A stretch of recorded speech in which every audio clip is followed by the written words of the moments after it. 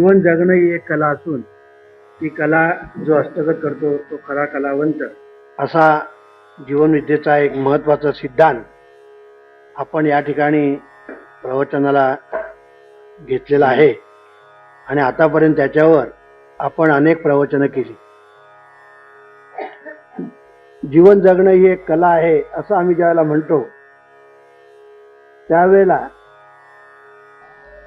अत्यंत महत्त्वाचा त्याच्यामध्ये आम्हाला निर्देश करायचा असतो तो हा की आज आपण जीवन जगणं ही एक कला आहे हे ज्ञात नसल्यामुळे जीवन आपण कसं तरी जगत असतो.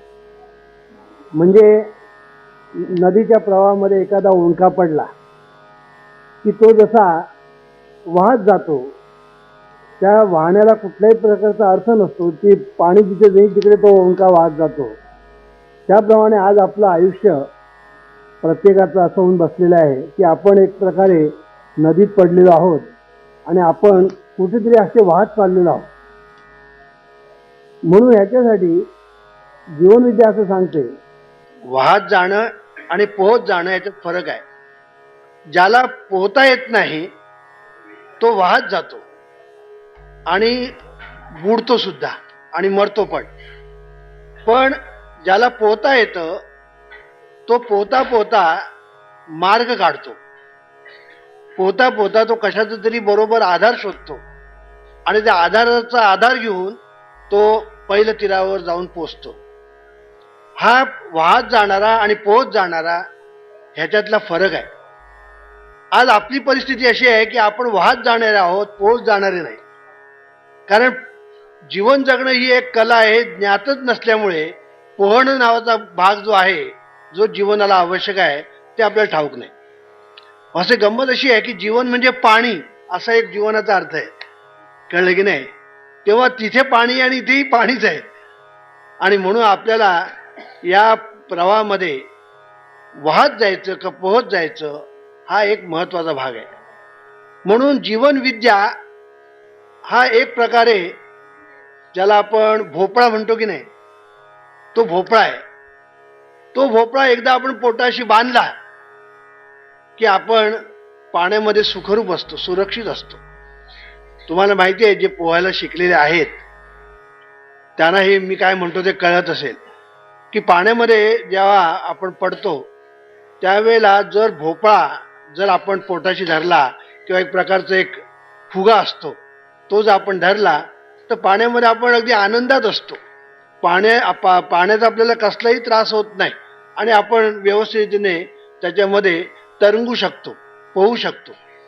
तसं जीवनविद्या हा एक भोपळा आहे, हा एक रबरी फुगा आहे आणि हा आपण पोटाशी जर बांधला, जर आपण आपल्या हृदयाकडे जर बांधला तर आपल्याला पुढायची भीती नाही, बांधायची किंवा मरायची भीती नाही. म्हणून जीवनविद्या ही आत्मसात करणं अत्यंत आवश्यक आहे असं मी नेहमी सांगत आलो. त्याचं कारण आहे आता प्रश्न निर्माण असा होतो की कुठलीही कला म्हटली की त्या कलेला शास्त्र म्हणतो आपण, ते असतंच आणि हे शास्त्र आपण अवगत करणं हेही आवश्यक असतं. आणि हे सांगत असताना मी पूर्वी असं म्हटलं होतं की जीवनविद्येचा पाया परमेश्वर आहे. जीवनविद्येचा पाया परमेश्वर आहे. म्हणून परमेश्वराचे पाय धरणं ही गोष्ट अत्यंत महत्त्वाची आहे. आपण लक्षात ठेवायचं. परमेश्वरा जीवनविद्येचा पाया असल्यामुळे परमेश्वराचे पाय धरणं ही गोष्ट जीवनविद्या शिकण्याच्या कलेत अत्यंत महत्त्वाची. आता परमेश्वरच नाही म्हणतात असे लोक आहेत जगामध्ये की परमेश्वर नाही असं म्हणतात. काही लोक असं म्हणतात परमेश्वराला रिटायर केलं पाहिजे असं म्हणतात. एक तर अतिशहाणा मनुष्य त्याने असे उद्गार काढले की परमेश्वर जर माझ्या समोर येऊन उभा राहिला तर मी त्याच्या 2 मुस्कुटात मारीन. पुण्याच्या एका प्राध्यापकाने हे उद्गार काढले. आता हा प्राध्यापक विद्यार्थ्यांना काय शिकवत असेल, तो मुस्कुटातच मारायला शिकवत असेल. कळलं की नाही? तेव्हा सांगायचा मुद्दा असा की परमेश्वराबद्दल वाटेल ती विधानं करायला फार सोपं जातं, फार सोपं आहे. तुमच्याबद्दल एखादं विधानचं एखादं मनुष्य करेल ना, तर तुम्ही त्याच्या जाऊन 2 मुस्कुटात मारा. कळलं की नाही? पण परमेश्वराबद्दल काही जरी विधान केलं तरी परमेश्वर हात उचलून कोणाला मारत नाही. लक्षात घ्या, परमेश्वराचं एक तुम्हाला एक गुह्य सांगतो की परमेश्वर स्वतः तो काहीही करणार नाही. कळलं की नाही? मग तो त्याचे निसर्ग नियम आहेत ते सर्व काही करतात. त्याने लोकांना त्रास दिला, लोकांचा छळ केला, लोकांचा अपमान केला, लोकांना लुबाडलं, निसर्ग नियमाप्रमाणे त्याला शिक्षा होणार. निसर्ग नियमाप्रमाणे त्याला शिक्षा होणार आणि होणार म्हणजे होणारच. व तिथे असं काय नाही स्पेशल केस. कळलं की नाही? हा आमचा माणूस स्पेशल केस, तो आमचा माणूस नाही, त्याला नियम लागू, असं नाही. तिथे कोण स्पेशल केस वगैरे भाग नाही, फेवरेटिझम नाही, काही नाही, काही नाही, काही नाही. निसर्गाचे नियम सर्वांना सारखे लागू. आणि म्हणून परमेश्वराचे हे जे नियम सर्वांना सारखे लागू असल्यामुळे जी शिक्षा द्यायची किंवा बक्षीस द्यायचं ते निसर्गाच्या नियमाप्रमाणे होणार. कळलं की नाही? निसर्गाच्या नियमाप्रमाणे. तेव्हा परमेश्वर काय म्हणतो, जे काही करायचं ते माझे निसर्ग नियम करणार. कळलं की नाही? जे काय करायचं निसर्ग नियम करणार. मी फक्त पाहणार. मी तुकाराम महाराजांनी आज्ञा केली ती करणार. तुकाराम महाराजांनी आज्ञा केली, वास्तविक तुकाराम महाराजांनी उपदेश केला. कोणाला? तुम्हा आम्हाला. काय केला? तुका म्हणे उगे राहावे, जे जे होईल ते ते पाहावे. हे तुकाराम महाराजांनी वास्तविक आपल्याला उपदेश केलेला आहे. कळलं की नाही? की तुम्ही काय करा, तुका म्हणे उगे राहावे, जे जे होईल ते ते पाहावे. कळलं की नाही? आम्हाला सांगितलं, पण आम्ही कोणी ऐकत नाही तुकाराम महाराजांचं. आम्ही कोणी तुकाराम महाराजांचं ऐकत नाही. मग शेवटी देवानेच ठरवलं हे बाकीचे लोक ऐकत नाही, आपणच ते ऐकूया. आणि म्हणून तुका म्हणे जे जे दिसे ते ते उगे पाहावे, हे विठोबारायाने आचरणात आणायला सुरुवात केलेली आहे. असो, विनोदाचा भाग जो सोडला तर असं आपल्याला म्हणता येईल की परमेश्वर जो आहे, हा परमेश्वर हा जीवन विद्येचा पाया आहे. परमेश्वर हा सायन्सचा पाया आहे. लक्षात घ्या, विज्ञान म्हणजे परमेश्वर नव्हे. काही लोक असं म्हणतात विज्ञान म्हणजे परमेश्वर. कळलं की नाही? विज्ञान म्हणजे परमेश्वर नव्हे. तर अगदी साध्या, आता मी परेल एरियामध्ये आहे, तर परेलच्या एरियाच्या भाषेत बोलायचं झालं तर परमेश्वर म्हणजे विज्ञानाचा बाप आहे. कळलं की नाही? परमेश्वर म्हणजे विज्ञानाचा बाप आहे. कारण विज्ञान जन्माला जे आलेलं आहे ते परमेश्वरामुळे. परमेश्वर नाही, विज्ञान नाही. कळलं की नाही? म्हणून परमेश्वर आणि निसर्गाचे नियम, कारण विज्ञानाचा पाया निसर्ग नियम आहे आणि निसर्ग नियम आणि परमेश्वर इनसेपरेबल आहे. हे मी पहिल्याच खेपेला सांगितलं. परमेश्वराची व्याख्या आम्ही जी केलेली आहे ती आम्ही पुन्हा सांगतो. जे नवीन लोक आलेले आहेत त्यांच्यासाठी पुन्हा सांगतो. निसर्ग नियमासहित स्वयंचलित नैसर्गिक नियंत्रण व्यवस्था म्हणजे परमेश्वर. ही परमेश्वराची व्याख्या केलेली आहे. म्हणून निसर्ग नियमासहित परमेश्वर हा निसर्ग नियमासहित आहे, हे आपण लक्षात ठेवायचं की परमेश्वर आणि निसर्ग नियम इनसेपरेबल, ते वेगवेगळे करता येत नाही. आणि म्हणून परमेश्वर आणि निसर्ग नियम हे एकमेकांमध्ये असल्यामुळे ते निसर्गाचा विज्ञानाचा पाया निसर्ग नियम आहे आणि म्हणून निसर्ग नियम आणि परमेश्वर हे इनसेपरेबल असल्यामुळे विज्ञानाचा पाया परमेश्वर आहे हे आपोआप सिद्ध होतं. म्हणून विज्ञानाचा पाया परमेश्वर आहे. जीवनविद्येचा पाया परमेश्वर आहे. जीवनाचा पाया बघा, जीवनाचा पाया, जीवनविद्येचा पाया, नंतर विज्ञानाचा पाया, संबंध ज्याला आपण ब्रह्मांड म्हणतो, अनंत कोटी ब्रह्मांड, त्याचा पाया परमेश्वर आहे. कळलं की नाही? म्हणजे या सर्व गोष्टींचा पाया परमेश्वर आहे. म्हणजे परमेश्वराचं स्थान आपल्या जीवनामध्ये किती महत्वाचं आहे ते आपल्या ध्यानामध्ये. पण परमेश्वर म्हटल्यानंतर आपल्या डोळ्यासमोर मूर्ती येते. मग ती मूर्ती शंकराची येईल, विष्णूची येईल, गणपतीची येईल, दत्ताची येईल, देवीची येईल, आपल्यासमोर मूर्ती येते आणि आपण म्हणतो परमेश्वर म्हणजे हा. असं आपण समजतो. पण जीवनविद्येच्या शास्त्रात तो परमेश्वर नाही, ती परमेश्वराची मूर्ती. अर्थात परमेश्वराची मूर्ती म्हणणं सुद्धा परमेश्वराचा अपमान करणार काय? कळलं की नाही? परमेश्वराची मूर्ती असं म्हणणं सुद्धा परमेश्वराचा अपमान करण्यासारखं आहे. का? आता विषय आला म्हणून सांगतो. तुमच्या वडिलांची एक मूर्ती तयार केली, कळलं की नाही? तुमच्या वडिलांची एक मूर्ती कोणीतरी शिल्पकाराने म्हणा तयार केली. ती जर तुमच्या वडिलांच्या रूपासारखी नसेल तर तुम्हाला ती आवडेल? अहो तुम्ही म्हणाल काय मूर्ती काय केलं, ही काय आमच्या वडिलांची मूर्ती आहे, ही काय आमच्या वडिलांची मूर्ती आहे, काहीतरी तुम्ही मूर्ती मूर्ती म्हणून आणलंय म्हणून तुम्ही त्या शिल्पकाराला दम द्या. ही माझ्या वडिलांची मूर्ती नाही, ही माझ्या वडिलांच्या चेहऱ्यासारखी मुळीच दिसत नाही, तेव्हा ही घेऊन जा म्हणून सांगणार. कळलं की नाही?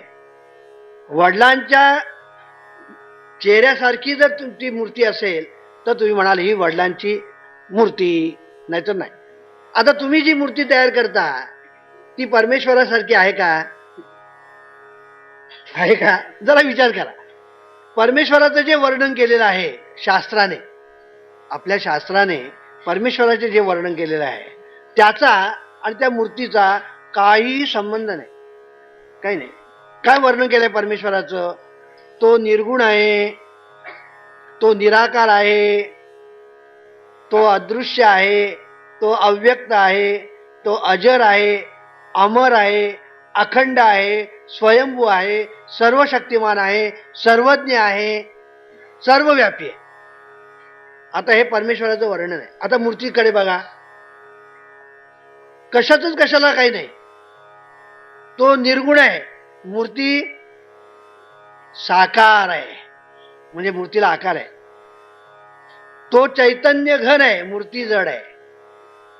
तो स्वयंभू आहे, मूर्ती कोणीतरी तयार केलेली आहे. तो निर्गुण आहे, हा निर्गुण नाही. अशा तऱ्हेने तो अखंड आहे, मूर्ती अखंड नाही. तो अमर आहे, मूर्ती कधीतरी मोडणारी आहे. हे सगळं आणि सर्वव्यापी वगैरे हे तर काहीच नाही. म्हणजे परमेश्वराचं जे वर्णन केलेलं आहे शास्त्राने, जे वर्णन परमेश्वराचं शास्त्राने केलेलं आहे ते अचूक आहे, फर्स्ट क्लास वर्णन केलेलं आहे, सुंदर वर्णन केलेलं आहे. अनंत कोटी ब्रह्मांड नायक हे आणखीन एक त्याचं वर्णन. परमेश्वराचं वर्णन आणखीन अनंत कोटी ब्रह्मांडाचा तो नायक आहे. कळलं की नाही? हा अनंत कोटी ब्रह्मांडाचा तो नायक आहे. ह्याचा अर्थ काय? सर्व अनंत कोटी ब्रह्मांड जे आहे ती त्याच्या उदरातून आकाराला आली. आता मूर्तीच्या पोटातून काय येते? काहीच येत नाही. तेव्हा मूर्ती आणि परमेश्वर याचा एकमेकांशी जर संबंध पाहिला तर जे परमेश्वराचं वर्णन शास्त्राने केलेलं आहे त्याप्रमाणे ती मूर्ती नाही. मग आता ही मूर्ती ऍक्सेप्ट करायची का? तुम्ही करणार नाही. खरं म्हणजे काय, वडिलांची मूर्ती तुम्ही जर ऍक्सेप्ट करत नाही, वडिलांच्या मूर्तीसारखी दिसत नाही म्हणून, मग ही परमेश्वराची मूर्ती परमेश्वरासारखी नाही, मग तुम्ही ऍक्सेप्ट कशी करता? त्या सांगायचा मुद्दा असा की परमेश्वराची मूर्ती आपण करतो ती आणि परमेश्वर यांचा एकमेकांशी तसं बघायला गेलं काही साधर्म्य नाही, काही कुठल्याच प्रकारे साधर्म्य नाही. मग आपण ते एक प्रतीक म्हणून आपण स्वीकारलेलं आहे. आमच्या पूर्वजांनी म्हणा, आमच्या संतांनी म्हणा, आमच्या वाडवडिलांनी म्हणा, ऋषीमुनीने आम्हाला आमच्या सोयीसाठी एक सोय म्हणून एक प्रतीक म्हणून ठेवलेलं आहे. या पलीकडे त्याला महत्व नाही. प्रतीक, कळलं की नाही? पण प्रतीक आपण जर मानलं तर त्या प्रतीकामध्ये सर्व काही आहे हे समजणं चुकीचं आहे. कळलं की नाही? हे समजणं चुकीचं आहे. कुंकू हे सौभाग्याचं प्रतीक, कुंकू हे सौभाग्याचं प्रतीक. कळलं की नाही? पण याचा अर्थ एखाद्या बाईने रागाने कुंकू पुसून टाकलं तर नवरा मरतो असं नव्हे. कळलं की नाही? हो, आता काय काय वेळेला असं होतं की बाई सुधारक असते, तेवढे मी सुधारक आहे. कळलं की नाही? माझा नवरा कुठे कुंकू लावतो माझ्या नावाने, मग त्याच्या नावाने मी का कुंकू लावलं पाहिजे? समान हक्क. आता स्त्रीने जर समान हक्क म्हटला आणि मी नाही लावला कुंकू, पुसून टाकलं, तर काय नवरा मरतो अशातली गोष्ट नाही. कळलं की नाही? आणि आता इतर बायका ज्या आहेत, इतर धर्मातल्या बायका ज्या, ते कुंकू लावत नाही म्हणून त्यांचे नवरे मेले असं झालं काय? असं नाही. तेव्हा लक्षात घ्यायचं, कुंकू एक प्रतीक म्हणून आपण मानतो, तसं एक मूर्ती एक प्रतीक आहे हे आपण लक्षात घेतलं पाहिजे. पण मूर्ती म्हणजे आपण देव असं आपल्याला भावना करायला जी शिकवतात ती भावना करायला शिकवण्यामध्येच सगळा घोटाळा झालेला आहे. प्रतीक म्हणून आपण मानणं वेगळं, कळलं की नाही, पण तोच देव आहे असं आपण मानणं, ह्याच्यामध्ये पुन्हा घोटाळे होतात. कारण जी गोष्ट आपल्या बुद्धीला पटत नाही ती आपण मुलांना शिकू शकत नाही, सांगू शकत नाही, पटवू शकत नाही, आणि मग घोटाळा होतो की जे नाही ते आहे म्हणण्याची आपल्यावर जेव्हा पाळी येते तेव्हा आपल्याला आतल्या आतच वाटतं की आपण करतोय बरोबर नाही म्हणून, कळलं की नाही. तर सांगायचा मुद्दा असा की परमेश्वराची मूर्ती, खरी कुठली मूर्ती सांगू का, परमेश्वराची खरी मूर्ती सांगू तो मला, इथे बसलेले आहेत ना, ही प्रत्येक मूर्ती परमेश्वराची आहे. इथे बसलेला प्रत्येक प्रत्येक व्यक्ती, स्त्री असो पुरुष असो, प्रत्येक व्यक्ती या हॉलमध्ये जी बसलेली आहे आणि ह्या हॉलच्या बाहेर आहे आणि विश्वात आहे, ती प्रत्येक मूर्ती ही परमेश्वराची मूर्ती आहे, कळलं की नाही. ती मूर्ती परमेश्वराने निर्माण केलेली आहे, हे आपण लक्षात घेतलं पाहिजे. ती मूर्ती परमेश्वराने निर्माण केली आणि आपण जी मूर्ती करतो देवाची म्हणून ती माणसाने निर्माण केलेली आहे, हा फरक आहे. म्हणून माणसाने निर्माण केलेली मूर्ती आणि परमेश्वराने निर्माण केलेली मूर्ती याच्यामध्ये फरक लक्षात ठेवला पाहिजे. हे या ठिकाणी बसलेले आपण सर्व आहोत ना, ही प्रत्येक मूर्ती आहे परमेश्वराने निर्माण केलेली, कळलं की नाही. आणि आपण देवळामध्ये जी मूर्ती म्हणतो ती माणसाने निर्माण केलेली मूर्ती आहे. हा दोन्ही मधला फरक आहे, कळलं की नाही, हा दोन्ही मधला फरक आहे. म्हणून तसं बघायला गेलं तर संबंध विश्व जे आहे हे विश्व म्हणजे देऊळ आहे, कळलं की नाही. विश्व म्हणजे देऊळ आहे आणि त्यामध्ये असणारी प्रत्येक व्यक्ती ही मूर्ती आहे. हे जर आपण लक्षामध्ये जर घेतलं तर खरी मूर्तीपूजा काय ते ध्यानात येईल. खरी मूर्तीपूजा म्हणजे आपण एकमेकाने एकमेकांचा मान राखणं, एकमेकाने एकमेकांचा सन्मान करणं, एकमेकाने एकमेकांचा आदर करणं, एकमेकाने एकमेकांना सुखी करण्याचा प्रयत्न करणं, म्हणजे वास्तविक खरी मूर्तीपूजा. खरी मूर्तीपूजा ही आहे, कळलं की नाही. एकमेकांची डोकी फोडतात ते मूर्ती भंजन आहे, कळलं की नाही. ते देवाच्या मूर्तीचं भंजन आहे, लक्षात घ्या, देवाच्या मूर्तीचं भंजन आहे. गंमत अशी आहे की एक मूर्ती आहे, कल्पना करा, एक मूर्ती साधी एका शिल्पकाराने तयार केलेली आहे अशी कल्पना करा, किंवा एक सुंदर चित्र एका चित्रकाराने तयार केलेलं आहे आणि ते या ठिकाणी आणून लावलं. कल्पना करा, या ठिकाणी आणून लावलं, एक सुंदर चित्र तयार केलं, इथे आणून लावलं.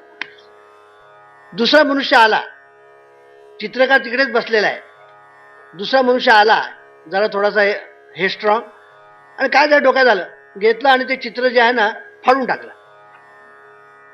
तोडून टाकलं, फाडून टाकलं. त्या चित्रकाराला काय वाटेल, चित्रकाराला भयंकर दुःख होईल, त्या चित्रकाराला भयंकर दुःख होईल. अरे आपण एवढी मेहनत करून आणि चित्र तयार केलं आणि या मूर्ख माणसाने फाडून टाकलं, त्याला किती दुःख होईल याची कल्पना करा. तसं ज्या वेळेला लोक मारामाऱ्या करतात, एकमेकांची डोकी फोडतात, रक्तपात करतात, खून करतात, भांडतात, तेव्हा परमेश्वराला दुःख होतं. कारण ह्या मूर्ती कोणी निर्माण केलेल्या आहेत, त्याने, मूर्तिकार तो आहे, शिल्पकार तो आहे, आणि ह्या सुंदर मूर्ती आम्ही ज्या निर्माण केल्या त्या जर कोणीतरी फोडायला लागले तर त्याला दुःख होतं. म्हणून तुकाराम महाराज म्हणतात, तुका म्हणे एका देहाचे अवयव, तुका म्हणे एका देहाचे अवयव, सुख दुःख जीव भोग पावे, सुख दुःख जीव भोग पावे, विष्णुमय जग वैष्णवांचा धर्म. हे जग विष्णुमय आहे असं तुकाराम महाराज म्हणतात, आणि कोणालाही दुःख देणं म्हणजे परमेश्वराला दुःख देणं आहे असं ते म्हणतात. आणि त्याला उदाहरण दिलेलं आहे, एका देहाचे अवयव, हे शरीर आहे, शरीराला अवयव आहे, शरीराच्या कुठल्याही अवयवाला जर इजा झाली, जर त्याला जखम झाली तर दुःख जीवाला होतं. डोळ्याला इजा झाली दुःख जीवाला, कानाला इजा झाली दुःख जीवाला, हाताला इजा झाली दुःख जीवाला, पायाला इजा झाली दुःख जीवाला. हे जसं तसं जगामध्ये कुठल्याही माणसाला जर दुःख झालं तर ते दुःख परमेश्वराला जाऊन भिडतं. परिणाम निसर्गाचे नियम मग कार्यान्वित होतात, निसर्गाचे नियम कार्यान्वित होतात, आणि तिथून जी रिॲक्शन होते ती रिॲक्शन म्हणजे शिक्षा, कळलं की नाही. ती जी रिॲक्शन होते ती रिॲक्शन म्हणजे शिक्षा. ही रिॲक्शन ही निसर्गाच्या नियमाप्रमाणे होते आणि होत राहणार. कळलं की नाही? निसर्गाच्या नियमाप्रमाणे होणार. म्हणून काही लोक असं म्हणतात, काय म्हणाले तो माणूस बघा, म्हणाले लांड्या लबाड्या करतो,